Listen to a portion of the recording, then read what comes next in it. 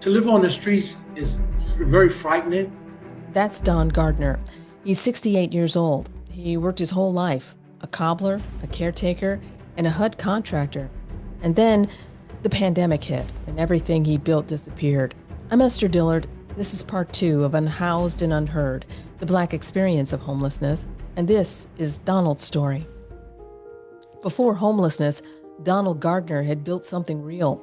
He says he ran a shoe repair business, working with HUD on the side and serving as a full-time caretaker for his godfather for 11 years.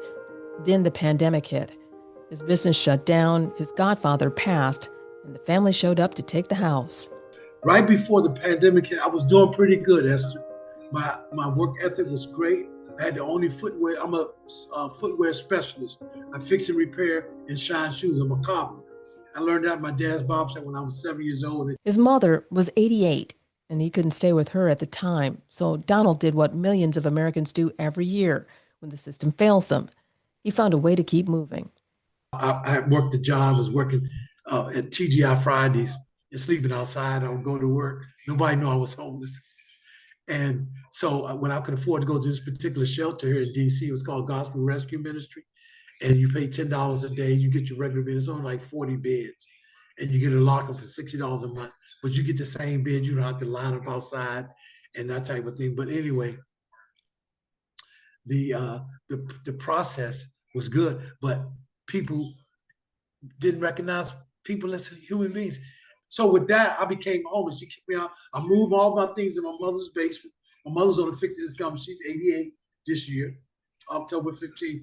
And I said to one of my buddies who works for PG County homeless hotline, and I was telling him, I'm stressed out, man. I'm stressing my mom out.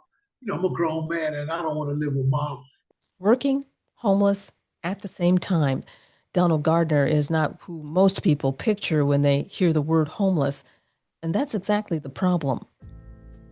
According to the latest federal data, 1 in 5 people experiencing homelessness in America is 55 or older, and seniors are now the fastest growing group without a home, with numbers projected to triple by 2030.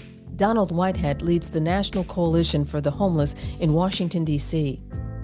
And people see that as a moral failure, but really it's a structural failure. It is a failure of our system to provide for the needs of people with mental health and substance abuse issues. Now, the whole population is much broader than that. We have an estimated 1.5 million children in families that were counted by the Department of Education as people being homeless in America. And Donald Gardner, who worked for HUD, who fixed shoes, and who cared for a dying veteran, says the system was not built for people like him in mind. A lot of them are worse off.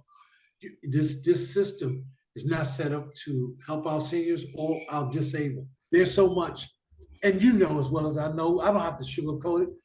To have people homeless, to have veterans, and have people wanting for government assistance, it's systemic. Whitehead says the access to affordable housing is the single biggest factor and the single biggest failure.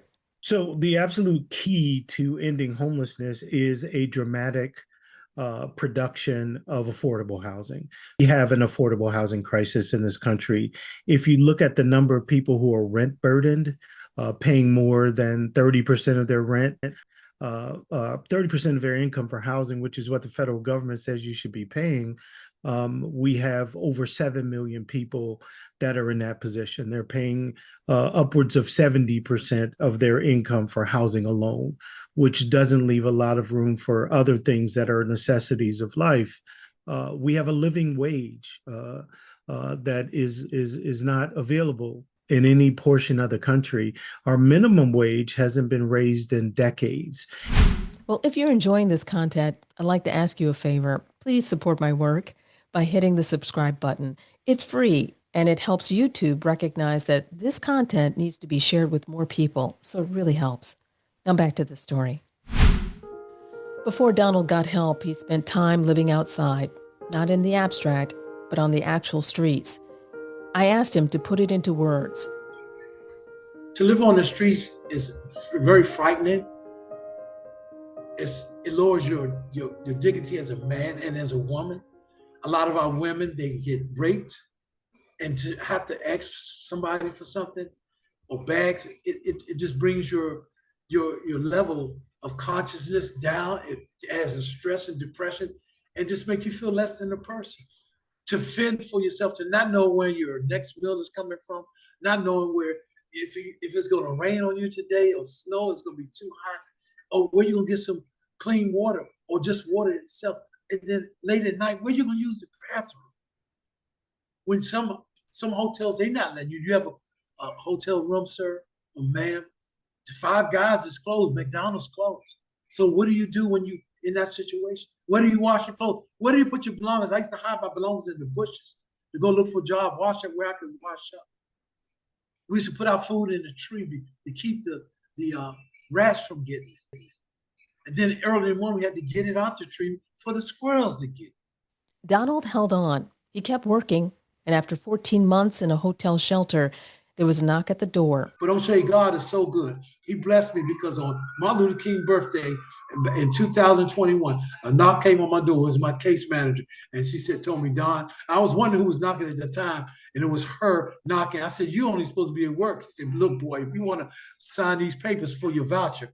And during that time, that's when Biden gave out 70,000 vouchers to different states in the United States to divide them. Well, Maryland received 177 for people who had lost their jobs and business, and I was one. But Donald knows how close he came to missing it. Whitehead says only a fraction of people who qualify for housing assistance ever receive it.